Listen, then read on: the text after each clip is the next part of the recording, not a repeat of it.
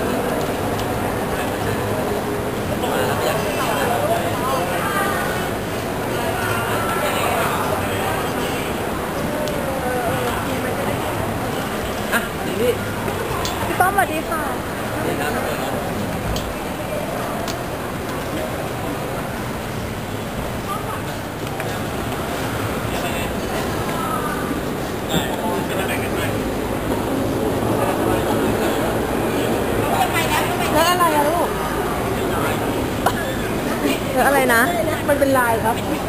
จริงๆครับลายข้างหลังด้วยเหรอมีแต่คนรักแต่ข้างหลังมันก็มีข้างหลังมันก็มีนะข้างหลังก็มีเขานัดกินข้างหลังก็เลอะแล้วเล่นก็เริ่มเล่นจริงเหรอแล้วมันจะเลอะอะไรหน้าหลังไม่มี ชมพูเนี่ยนะลูกใช่แล้วพรุ่งนี้ก็มาอีกทีโทษเลย4-5 โมง